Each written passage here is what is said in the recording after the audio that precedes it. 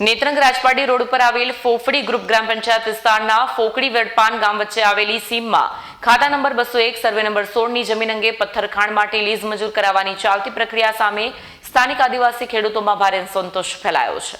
મળતી માહિતી મુજબ સદર જમીનના જૂના માલિક દ્વારા તાજેતરમાં જમીનનું વેચાણ કરવામાં આવ્યું છે। નવા જમીન માલિક દ્વારા આ જમીનને બિનખેતીમાં રૂપાંતર કરી પ્રથમ કાઢવા માટે લીઝ મંજૂર કરાવવા પ્રયાસો કરવામાં આવી રહ્યા છે। આ બાબત સામે સર્વે નંબર 16 ની આજુબાજુ આવેલી તમામ જમીનના માલિકો, જે તમામ આદિવાસી ખેડૂત ખાતેદારો છે, દ્વારા કડક વિરોધ કરવામાં આવ્યો છે।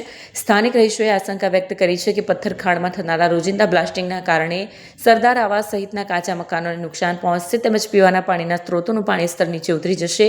વધુમાં સદર જમીન પાસેમાંથી વીજ કંપનીની ભારે હાઈ ટેન્શન લાઇન પસાર થતી હોવાના કારણે જાનમાલના જોખમની પણ ભીતિ વ્યક્ત કરવામાં આવી છે। આદિવાસી ખેડૂત ખાતેદારોનું કહેવું છે કે તેમની પાસે જીવન નિર્વાહ માટે આ જમીન સિવાય બીજી કોઈ જમીન નથી અને આખું કુટુંબ આ જમીન પર આધારિત છે। તેથી ખેડૂત ખાતેદારો તેમજ 100% આદિવાસી વસ્તી ધરાવતા ફોફડી, ભોટનગર અને વડપાન ગામોના ગરીબ આદિવાસી કુટુંબોને ધ્યાનમાં લઈ સરકાર મા બાપ સમાન બની આ પથ્થરખાણ લીઝને મંજૂરી ન આપે તેવી માંગ કરી છે।